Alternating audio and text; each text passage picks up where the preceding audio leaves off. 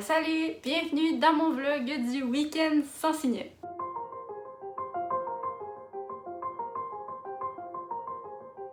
Nous sommes le jeudi 29 juillet, il est présentement 14h et hier soir à minuit, le week-end sans signet a officiellement débuté. C'est définitivement un des événements que j'attendais avec le plus d'impatience depuis longtemps et je dois dire que mon impatience a monté d'un niveau ce matin quand je me suis réveillée et que j'ai vu tout le monde se lancer dans de belles lectures et que moi, il fallait que je me mette à travailler comme d'habitude. Mais heureusement, j'ai réussi à terminer plus tôt aujourd'hui en ne prenant aucune pause de travail parce que pour les 4 prochains jours, la lecture sera ma priorité. Bref, je suis prête à me lancer dans le liraton, mais avant de m'y plonger complètement, je vais faire un petit survol de ma pile à lire que je vous avais déjà présenté dans le passé, sauf qu'il y a eu quelques petits changements.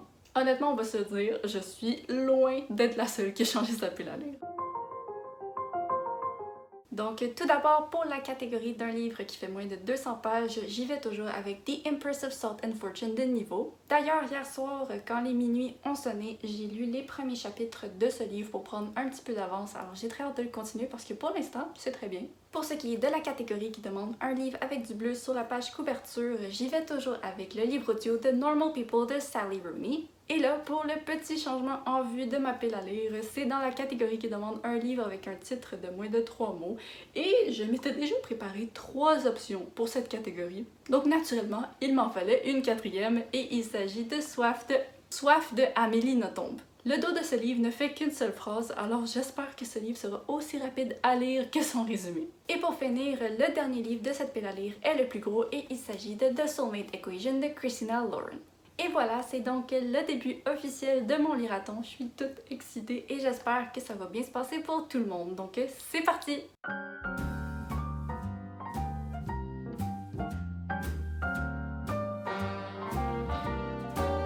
A little different than all the rest. I'm quite old-fashioned where I had sometimes played chess.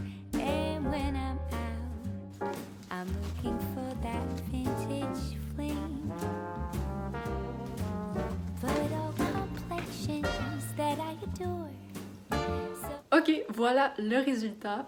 Pour une fois, je pense que ne pas avoir beaucoup de livres est à mon avantage. Mes 2 seuls objectifs étaient de faire en sorte qu'elle soit verticale et arc-en-ciel, alors je crois que c'est réussi pour un premier défi.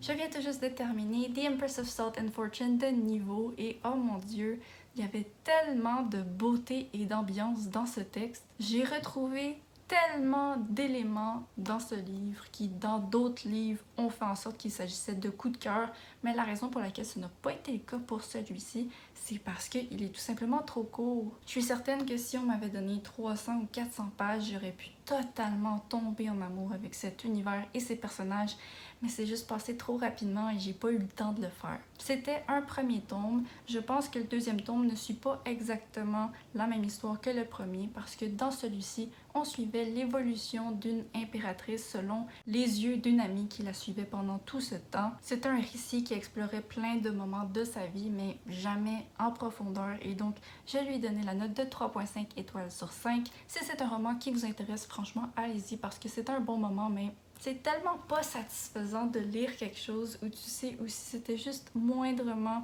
changé, ça aurait pu être quelque chose de vraiment marquant. Bref, au moins, ma première lecture a été très positive, alors j'ai très hâte de continuer avec Soif de Amélie Nothomb.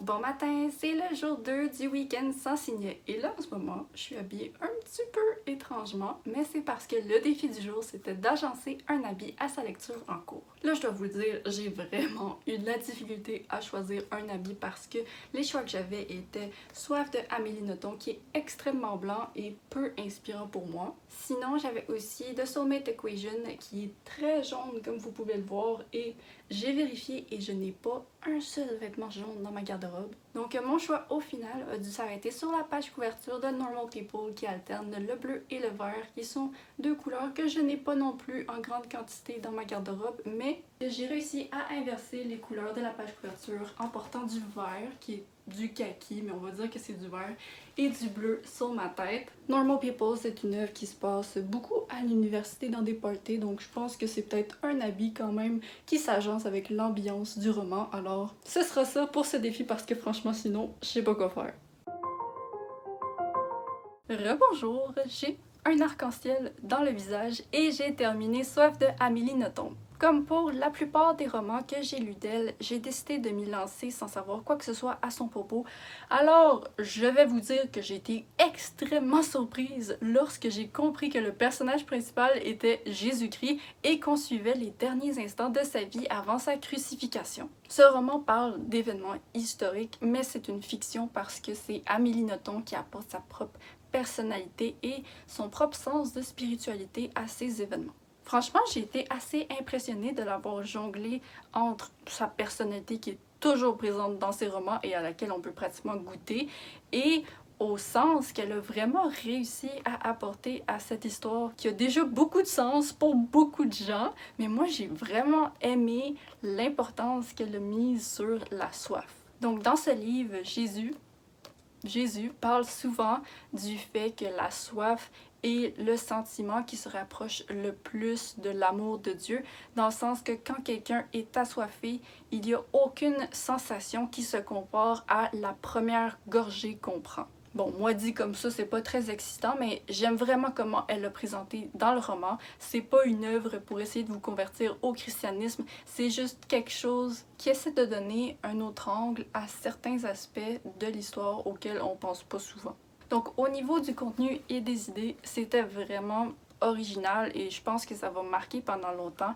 Mais malheureusement, habituellement, Amélie Nothomb, je dévore toujours ses romans avec une fin très sincère.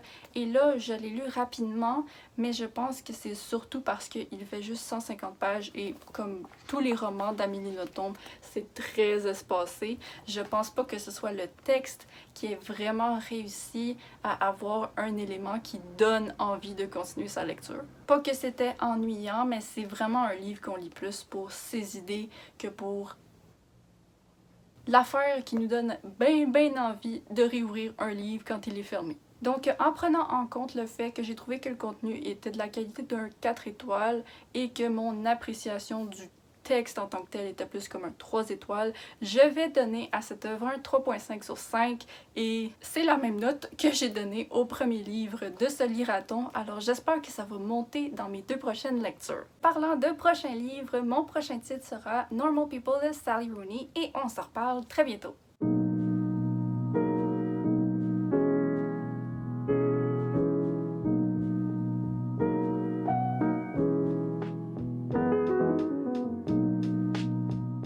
C'est le jour 3 du week-end sans signet et le défi qui a été annoncé aujourd'hui par Anne Littérarum est de créer une pile de livres qui, avec la première lettre de chaque titre, épelle notre nom. Donc j'ai étudié ma bibliothèque un petit moment pour voir qu'est-ce qui m'était possible de faire et j'ai réussi à concocter une pile qui dit le mot ciel.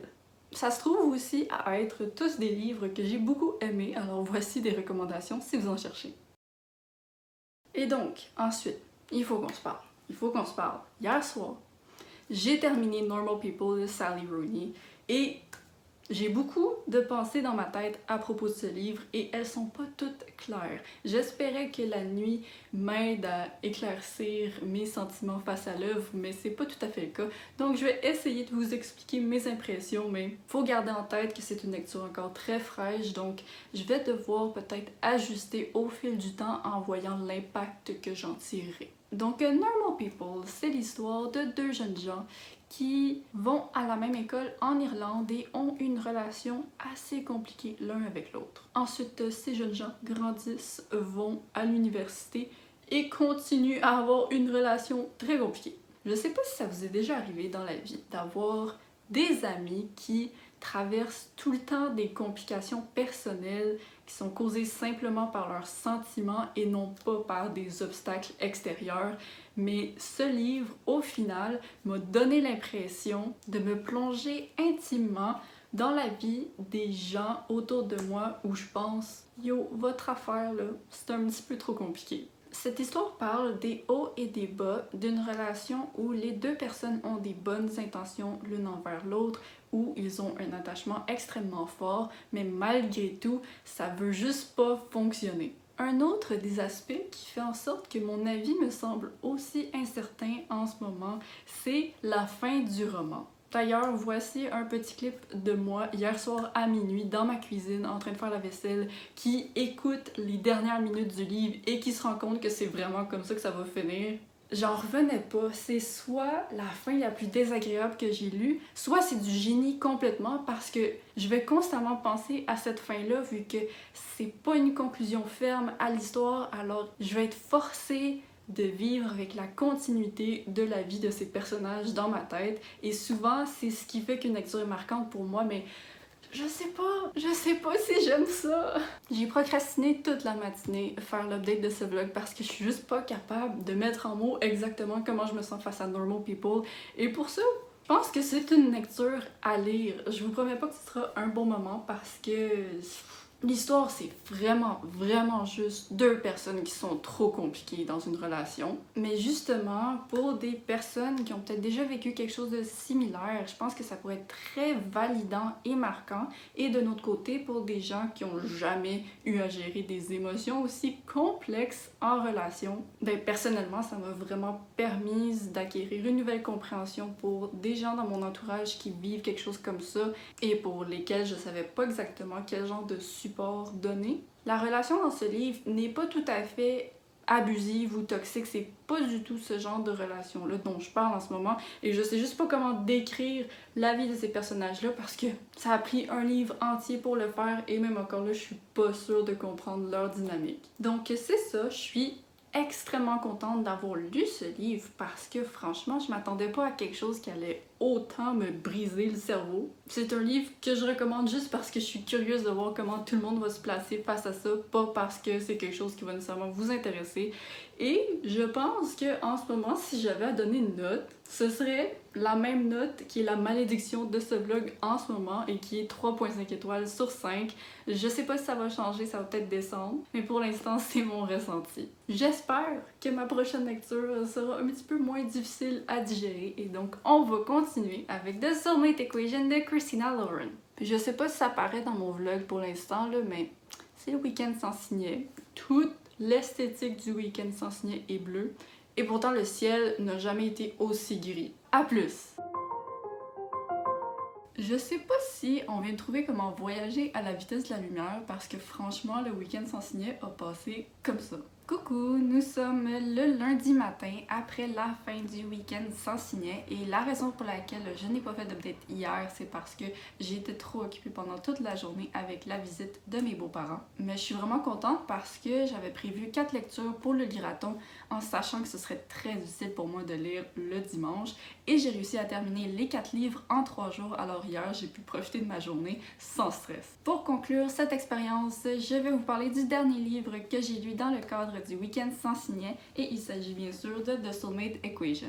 C'était le choix parfait pour ce liraton. J'étais pas sûre parce que j'ai pris un risque en prenant un livre de 365 pages qui est assez gros, qui est en VO, mais au final, je l'ai dévoré presque. Non, je l'ai dévoré en 24 heures. C'est l'histoire d'une mère monoparentale qui n'a pas eu de copain depuis la naissance de sa fille il y a 7 ans et qui découvre qu'un des clients qui visite souvent son café tient une agence de rencontres basée sur des matchs d'ADN. Son ami la convainc d'envoyer un échantillon et le résultat est qu'elle a une compatibilité extrêmement haute avec le créateur de la compagnie. Le seul problème, c'est que à chacune de ses interactions avec cet homme dans le passé, il a été assez rude et froid, alors elle se demande comment cette erreur a pu être commise. C'était une histoire tout simplement amusante. Les personnages dans ce livre sont tous vraiment charmants. C'est un plaisir de les suivre et en toute sincérité, pendant le premier 65% du roman, j'étais convaincue que ça allait être un 5 étoiles.